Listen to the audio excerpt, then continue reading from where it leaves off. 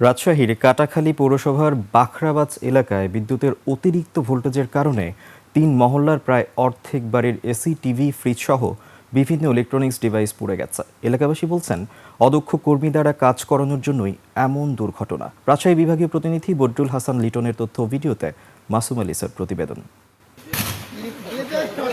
গেল সোমবার রাজশাহী কাটাখালী বাখরাবাদ মধ্যপাড়া এলাকায় গভীর রাতে বিদ্যুৎ মেরামতের কাজ করছিলেন নেসকোর কর্মচারীরা। পরে সংযোগ দেওয়ার সঙ্গে সঙ্গে পুড়ে যায় এলাকার অধিকাংশ বাড়ির AC, fridge, IPS, fan, bulb, internet router, অটোরিকশার চার্জার।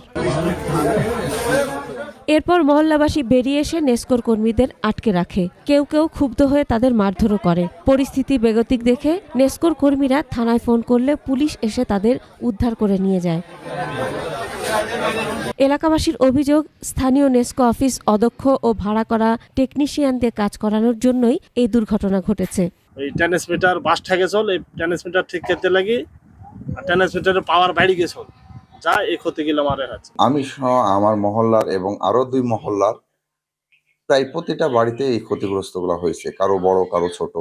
অদক্ষতাকে দায়ী করে ক্ষতিপূরণও চান এলাকাবাসী। আমাদেরকে তারা প্রতিশ্রুতি দিল যে যার যা কিছু নষ্ট হয়েছে এগুলো একটা তালিকা করতে। এই তালিকা ধরেন আমাদের মধ্যে সীমাবদ্ধ আছে, অফিস পর্যন্ত এখনো পৌঁছেনি বা তাদের পক্ষ থেকে আমাদেরকে কোনো সাড়া দেয়নি।